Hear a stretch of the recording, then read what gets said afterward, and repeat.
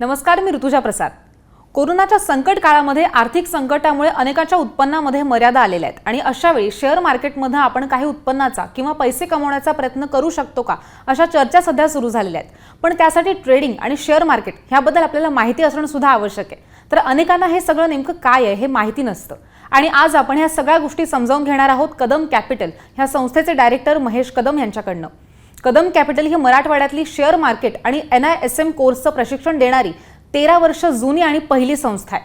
या ठिकाणी mutual fund आणि शेअर मार्केट ह्याबद्दल सखोल आणि तर्कशुद्ध असं ज्ञान दिलं जातं. या संस्थेच्या माध्यमातून शहरातील MBA कॉलेजेस, इंजिनिअरिंग कॉलेजेस आणि बँकिंग प्रोफेशनल सुद्धा जोडल्या गेलेले आहेत. ही संस्था पुणे, नागपूर, जालना आणि कोल्हापूर या ठिकाणी सेवा देण्याचं काम करते.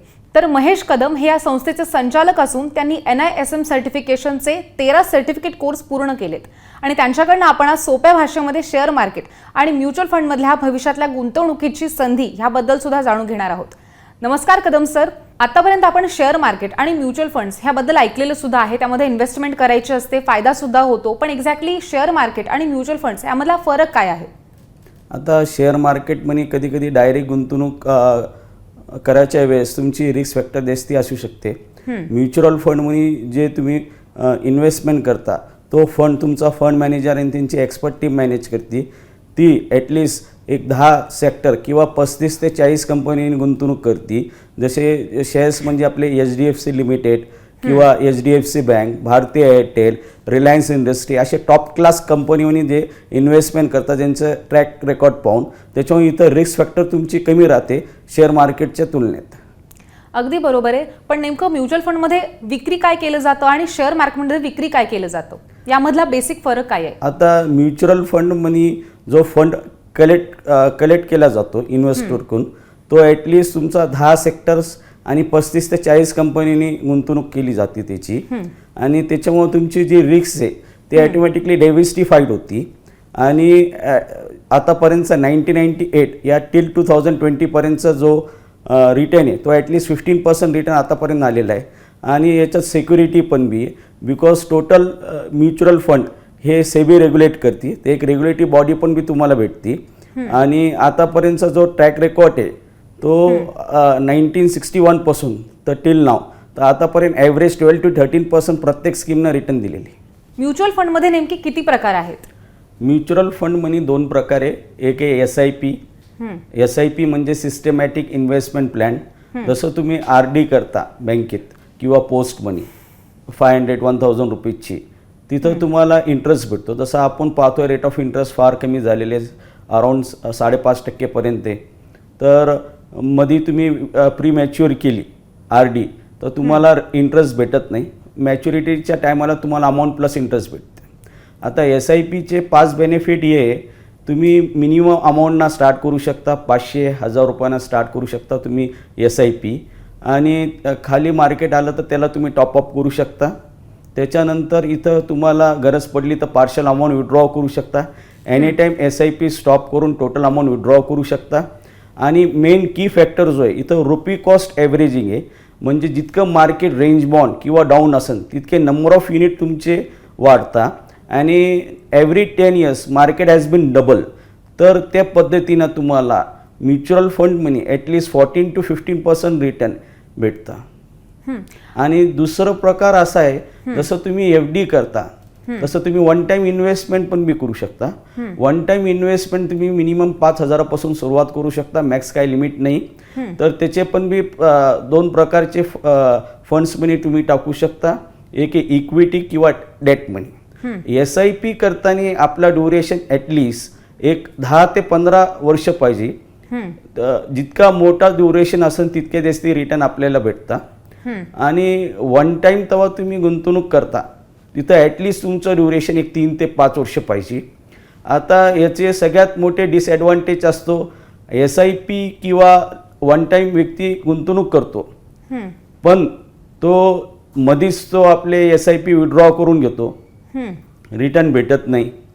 किंवा त्याला घर परचेस करायचं असतं किंवा व्हेकल परचेस करायची असती. तर आणि याच्यामुळं आपल्याला 3 गोष्टी लक्षात ठेवायला पाहिजे गुंतवणूक करायच्या पहिले. एक तर सगळ्यात पहिले आपला ड्युरेशन आपला पाहिजे. तर ड्युरेशन ॲटलिस्ट आपला एक 10 ते 15 वर्ष ड्युरेशन पाहिजे, मिनिमम 5 वर्ष ड्युरेशन पाहिजे आपला. दुसरी आपली रिस्क फॅक्टर काय, लो, मीडियम, हाय, तो एक इम्पॉर्टंट सगळ्यात पहिले. तिसरं तुम्ही काय रिटर्न एक्सपेक्टेड करताय, हे 3 गोष्टी लक्षात घेऊन तुम्ही गुंतवणूक केली पाहिजे. आता असं सुद्धा म्हणतायत की ह्या सगळ्यामध्ये इन्व्हेस्टमेंटमध्ये फायदा खूप असतो. आता सध्या तर सुवर्ण संधी असं सुद्धा म्हटलं जाते, तर नेमकी ती कशी आहे? आता इथून इक्विटी मार्केटचं किंवा म्युच्युअल फंडचं 10 ते 15 वर्ष एक गोल्डन इन्व्हेस्टमेंट ऑपॉर्च्युनिटी आहे. जसं 4 इन्व्हेस्टमेंट ॲसेट क्लास आहे.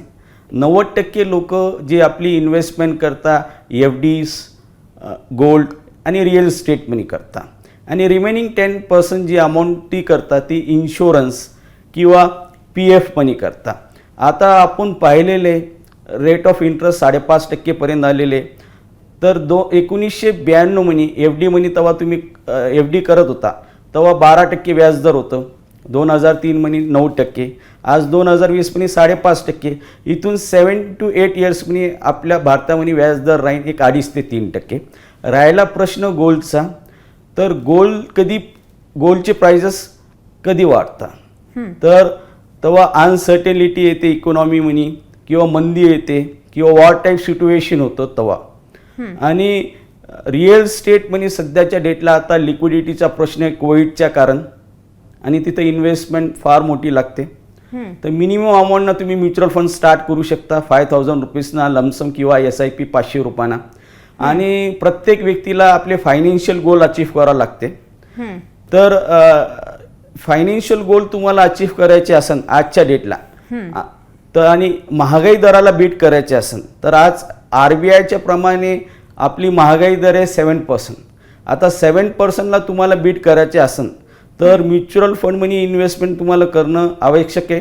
बिकॉज इथं आतापर्यंतचा ट्रॅक रेकॉर्ड 13 ते 15%. तर तुम्हाला फायनान्शियल गोल अचीव करायचे असेल तर म्युच्युअल फंड मनी तुम्हाला यावेळी इन्व्हेस्टमेंट करणं एक गोल्डन ऑपॉर्च्युनिटी आहे. आणि या सगळ्यामध्ये काही रिस्क फॅक्टर सुद्धा असतात, तर ते कोणते आहेत आणि ते कसे असतात? हा रिस्क फॅक्टर असतात. आता प्रत्येकाची रिस्क लेवल तर सेम नसते. कोणाची लो असते, कोणाची मीडियम असते, की कोणाची हाय रिस्क असते. तर पहिले आपण आपली रिस्क कशी ती पाहिजे. तर याच्यात 2 प्रकारचे इन्स्ट्रुमेंट असतात. एक असतो डेट इन्स्ट्रुमेंट. डेट इन्स्ट्रुमेंट म्हणजे तिथं व्याज भेटतं आपल्याला. कंपनी FD, बॉन्ड्स किंवा डेबेंचरस मनी गुंतवणूक केली जाते. तिथं आपला ड्युरेशन 1 ते 2 वर्ष असेल तर तुम्ही डेट इन्स्ट्रुमेंट मनी गुंतवणूक करा. आपलं ड्युरेशन 5, 10, 15 वर्ष असेल तर इक्विटी फंड्स मनी गुंतवणूक करा. आता इक्विटी मनी पण 3 प्रकारची रिस्क असतात. एक असतो लो, मीडियम आणि हाय. तर हाय रिस्कवाले फंड असतात तुमचे स्मॉल कॅप किंवा सेक्टर फंड असतात. सेक्टर फंड म्हणजे स्पेसिफिक सेक्टर मनी गुंतवणूक केली जाते, जसं फार्मास्युटिकल फंड्स किंवा FMGC सेक्टर. मीडियम रिस्कवाले फंड असतात जसं का मल्टी कॅप फंड, जिथं स्मॉल, मिड आणि लार्ज कॅप मनी गुंतवणूक केली जाते. एक असतो मिड कॅप फंड. तिसरा आपला असतो इंडेक्स फंड. निफ्टीच्या किंवा सेन्सेक्सच्या 50 आणि 30 कंपन्यांनी गुंतवणूक केली जाते. आणि म्युच्युअल फंड म्हणजे सगळ्यात एक लो रिस्कवाला फंड आहे, दॅट इज ब्ल्यू चिप म्हणजे लार्ज कॅप. अशी अनसर्टेनिटीच्या पिरियड मनी आणि तुम्ही पहिल्यांदाच गुंतवणूक करत असाल तर मग लार्ज कॅप आणि मल्टी कॅप फंड मनी तुम्ही गुंतवणूक केली पाहिजे. बिकॉज तिथं रिस्क तुमची लो टू मीडियम असते. आणि या सगळ्यामध्ये आता ह्या म्युच्युअल फंड्समध्ये वेगवेगळ्या स्कीम्स आहेत, तर त्यामध्ये तुम्ही प्रेक्षकांना कुठल्या स्कीम्स सांगाल किंवा सजेस्ट कराल? माझं प्रत्येक व्ह्युअरला असं म्हणणं आहे त्यांनी लवकरात लवकर आपली म्युच्युअल फंडमध्ये गुंतवणूक चालू करून टाका. बिकॉज एक गोल्डन इन्व्हेस्टमेंट ऑपॉर्च्युनिटी इथून 10 ते 15 वर्षाकरता. बिकॉज एक आपल्याकडे एक स्टेबल गव्हर्नमेंट आहे. दुसरी गोष्ट सेकंड लार्जेस्ट पॉप्युलेशन्स आहे. प्लस आपली जी इकॉनॉमी ती 3 याच्यामध्ये डिवायडेड आहे, सर्व्हिस इंडस्ट्री, मॅन्युफॅक्चरिंग इंडस्ट्री आणि ॲग्रिकल्चर सेक्टर. आणि प्लस आपला जो यूथ आहे त्याच्या आता लेस दॅन 30 इयर्स आपल्याकडे पॉप्युलेशन 50 करोड्स आहे. प्रत्येकाची लाईफस्टाईल चेंज व्हावं लागली आणि प्रत्येक फॅमिली आता न्यूट्रल होती. तर सुरुवातीला सगळ्यात पहिले ते फायनान्शियल प्लॅनिंग स्टार्ट करत आहे. तर याच्यावर इंडियाची जी ग्रोथ आहे ती फास्ट आहे. Because we are moving from developing country to develop country. तर याच्यामुळं इथून आपली जी इकॉनॉमी ती चांगल्या प्रकारे ग्रो होऊ शकते. तर इथून मी आपल्याला 5 फंड असे सजेस्ट करतो जिथं तुमची रिस्क रिवॉर्ड रेशिओ हा मीडियम राहील आणि ॲटलिस्ट एक 10 ते 15 वर्षात तुम्हाला एक 14-15% रिटर्न देईन आपली महागाई दरला बीट करून. त्याच्या कारण तुम्ही तुमचे गोल अचीव करू शकता. जसं SBI magnum multi cap fund आहे, Kotak standard multi cap fund, हे दोघंही मल्टी कॅप फंड आहे, जिथं मिड स्मॉल आणि लार्ज कॅपमध्ये गुंतवणूक केली जाते. तिसरा जो तुमचा फंड आहे that is quantra fund, that is Invesco quantra fund. चौथा जो फंड आहे तुमचा जिथं मॉडरेट रिस्क आहे that is NLT mid cap fund. पाचवा हा ॲक्सेस फोकस 25 फंड. हे टॉप 5 फंड आहे. हे फंड पुढून येणारे 10 ते 15 वर्षात तुम्हाला एक 14 ते 15% रिटर्न देतील, बिकॉज यांचे पास्ट ट्रॅक रेकॉर्ड पण बी चांगले आणि कंपन्या ज्या कंपनीमध्ये ज्यांनी गुंतवणूक केलेली ते कंपन्या पण बी इथून ग्रोईंग कंपन्या राहणार आहे. आता आपण शेअर मार्केट आणि म्युच्युअल फंड बद्दल कदम सरांकडून जाणून घेत आहोत. तर सर, नेमकं शेअर मार्केट म्हणजे काय असतं? आता शेअर मार्केट म्हणजे जसं फॉर एक्झाम्पल रिलायन्स इंडस्ट्री आहे, तसं रिलायन्स इंडस्ट्रीचे तुम्ही 100 शेअर्स घेतले तर 100 शेअरची मालकी हक तुमच्याकडे राहते. जसं कंपनीची प्रॉफिटेबिलिटी वाढली त्याची शेअर प्राईस वाढते. त्याच्यानंतर कंपनीचं प्रॉफिट झाल्यानंतर तुम्हाला ती डिव्हिडंडच्या रूपात ती प्रॉफिट डिस्ट्रीब्यूट करते आणि दर 5 ते 10 वर्षात तुम्हाला बोनस भेटतो. आता शेअर मार्केटमध्ये तुम्हाला 3 गोष्टी भेटत्या. एक तर तुम्हाला profit plus dividend plus bonus, आणि ही एक पॅसिव्ह इन्कम आहे. पॅसिव्ह इन्कम म्हणजे कंपनी परफॉर्म करन आणि त्याचे रिटर्न तुम्हाला दरवर्षी भेटत राहते. बरोबर आहे.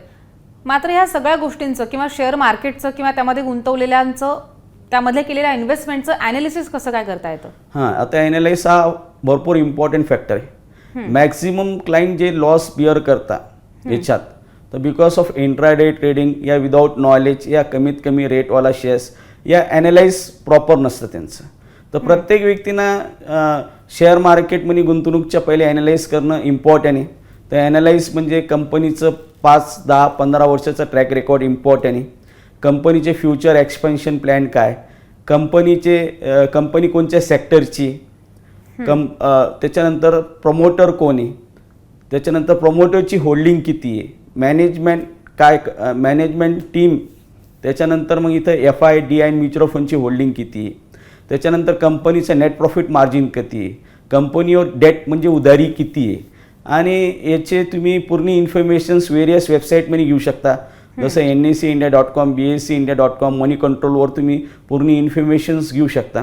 आणि याच्यात पूर्ण फंडामेंटल टेक्निकल इन्फॉर्मेशन घेतल्यानंतरच तुम्ही गुंतवणूक केली पाहिजे. आणि जो व्यक्ती पहिल्यांदा गुंतवणूक करतोय त्यांनी लार्ज कॅप कंपनीमध्ये गुंतवणूक केली पाहिजे. आणि सगळ्यात पहिले त्यांनी हे पाहायला पाहिजे इथून कोणता सेक्टर ग्रो करू शकतो. जसं आपण पाहिलं कोविडच्या कारण भरपूर सेक्टर इम्पॅक्टेड झालेले आणि काही सेक्टरला अपॉर्च्युनिटी भेटलेली आहे.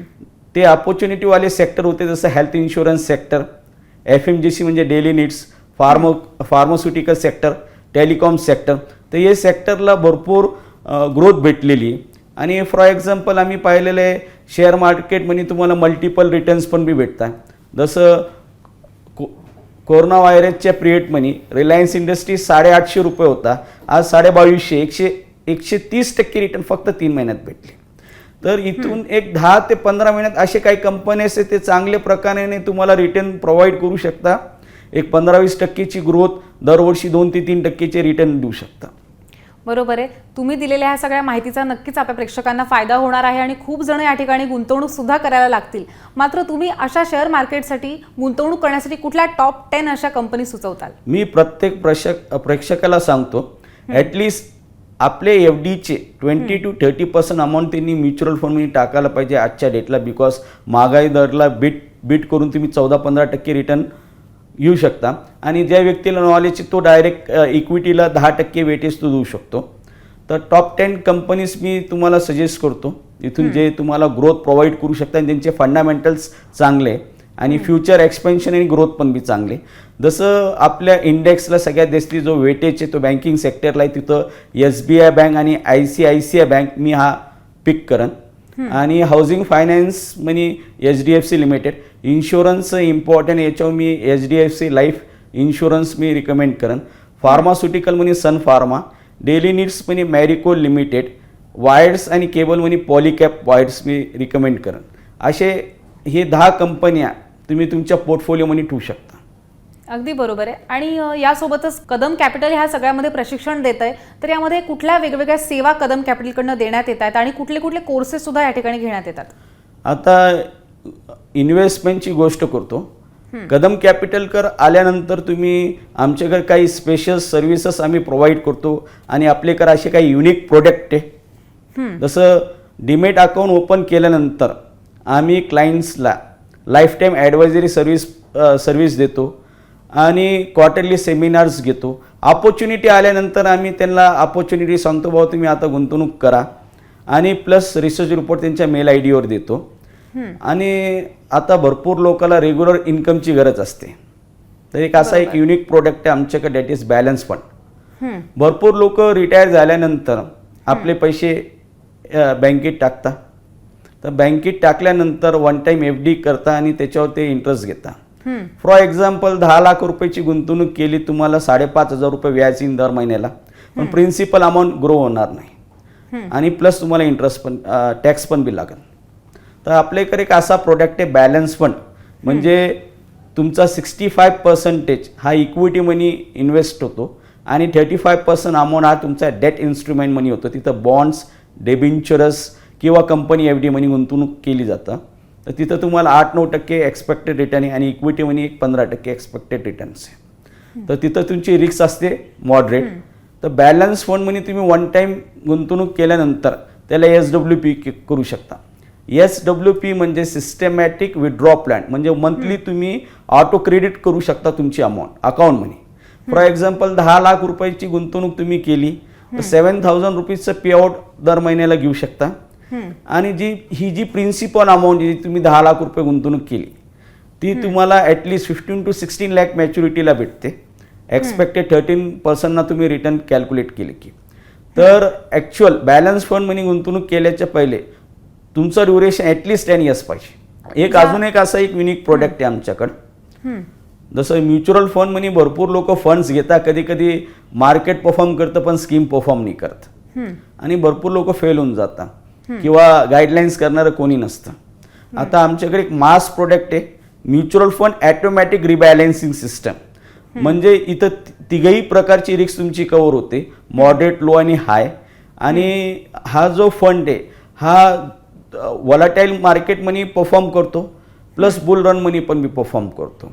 तर हा दोघा प्रोडक्टचं कॉम्बिनेशन आहे, इक्विटी आणि डेप्ट दोघांचा कॉम्बिनेशन आहे.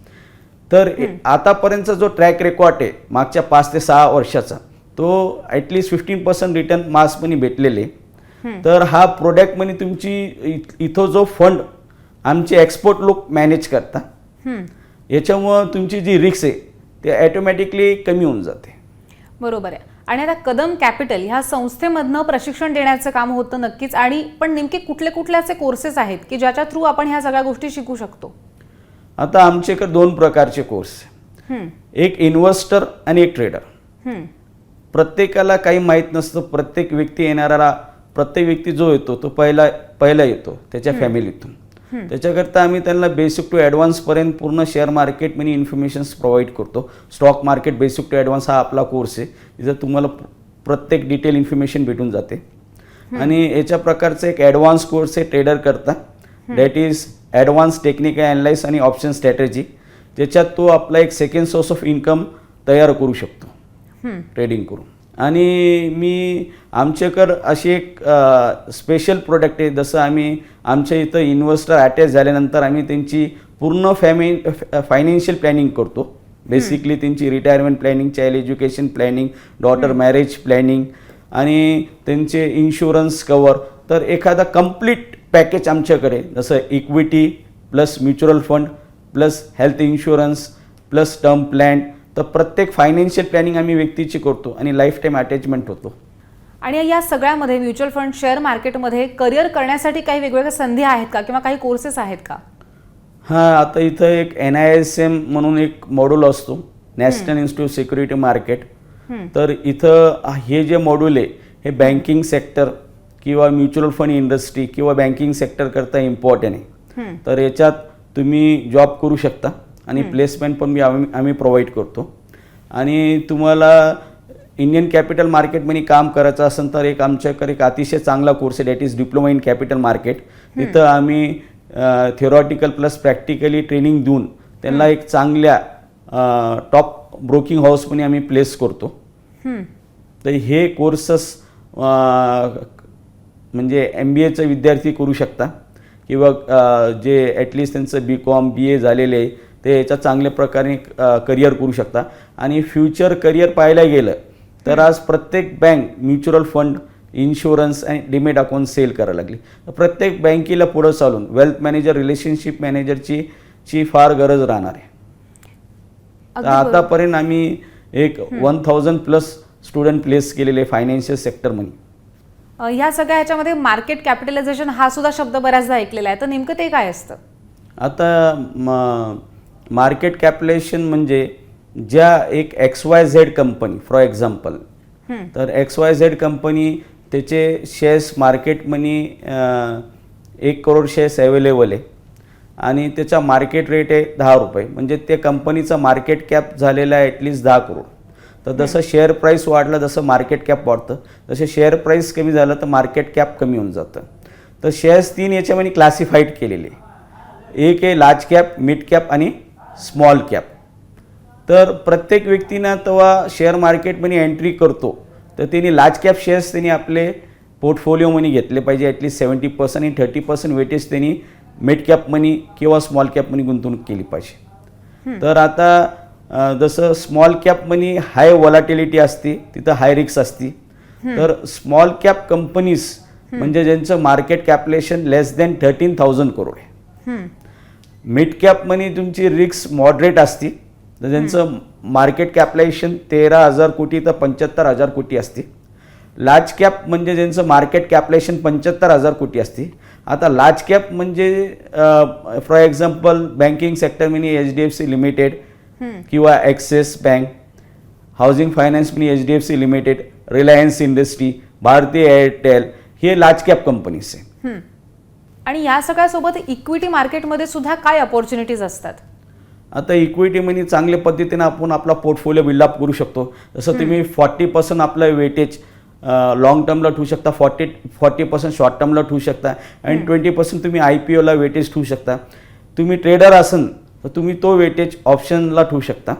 पण माझं म्हणणं आहे जसं प्रत्येक व्यक्तीची रिस्क लेवल सेम नसते. तर ज्याची हाय रिस्क लेवल असेल त्यांनी ऑप्शन स्ट्रॅटेजीमध्ये ट्रेडिंग करावं आणि ज्यांची लो टू मॉडरेट असेल त्यांनी इक्विटीमध्ये ट्रेडिंग करावं.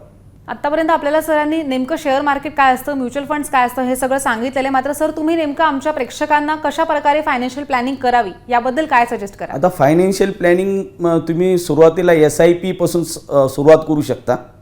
त्याच्यानंतर तुम्ही लमसम थ्रू करू शकता आणि तुमची रिस्क लेवल असेल तर तुम्ही इक्विटीमध्ये चांगल्या पद्धतीनं ट्रेडिंग करू शकता. तर तुम्हाला जे पण बी काही डाऊट्स क्युरी असेल तर तुम्ही आम्हाला कॉन्टॅक्ट करू शकता. आम्ही चांगल्या प्रकारची सर्व्हिस तुम्हाला प्रोव्हाइड करू शकतो. अगदी बरोबर. आता सध्या कोरोनाचा संकट काळ आहे, आर्थिक संकट सगळ्यांवरती आलेलं आहे आणि अशा वेळेस नेमकं कशाला जास्त प्रेफरन्स दिला पाहिजे? तुम्ही याच्यात 100% second source of income create करू शकता. आणि फ्युचरला तुम्हाला महागाई दरला बीट करायचं असेल तर it's an golden investment opportunity. Because FDची रेट ऑफ इंटरेस्ट आता खाली चालली आणि गोल्ड पण बी आता तशी इकॉनॉमी रिकव्हरी तो पण बी स्टेबल राहील. अनसर्टेनिटीच्या प्रेटला गोल्डचे प्राइजेस किंवा सिल्वरचे प्राइजेस वरती जातात. तर रिअल इस्टेटमध्ये आता सध्या लिक्विडिटीचा इश्यू आहे. तर तुम्ही आता सुरुवातीला माझा प्रत्येकाला आव्हान आहे त्यांनी लवकरात लवकर म्युच्युअल फंडमध्ये आपली एंट्री केली पाहिजे. बिकॉज भारतामध्ये सध्या आता 8% लोक गुंतवणूक करायला लागले कम्पेअर्ड टू द ग्लोबल मार्केटमध्ये 76%. तर इथं आपल्याला ह्यूज अपॉर्च्युनिटी आहे शेअर मार्केटमध्ये, म्युच्युअल फंडमध्ये किंवा इन्शुरन्समध्ये गुंतवणूक करण्याकरता. तर आज प्रत्येक व्यक्तींना आपली फायनान्शियल प्लॅनिंग जितक्या लवकरात लवकर केली ते तितक्या लवकरात लवकर आपले गोल अचीव्ह करू शकता. बरोबर. नक्कीच हे फायद्याचं ठरणार आहे. खूप छान आपल्याला सरांनी माहिती दिलेली आहे. नक्कीच आपल्या प्रेक्षकांना सुद्धा कुठल्याही प्रकारे जर का काही शंका असेल किंवा अजून याबद्दल माहिती जाणून घ्यायची असेल, गुंतवणूक करायची असेल तर तुम्ही नक्कीच कदम कॅपिटल ह्या संस्थेशी संपर्क सुद्धा करू शकतात. आणि यासाठी सरांशी संपर्क साधण्यासाठी तुम्ही दिलेल्या ईमेल आयडीवरती मेल करू शकता किंवा ह्या फोन नंबर्सवरती सुद्धा कॉल करून याबद्दल माहिती घेऊ शकता. तर माझं सगळ्यांना आव्हान आहे की तुम्ही एकदा वेबसाईटला भेट द्या, संस्थेला भेट द्या आणि ह्या सुवर्ण संधीचा सुद्धा लाभ घ्या. धन्यवाद सर आपण दिलेल्या ह्या माहितीबद्दल.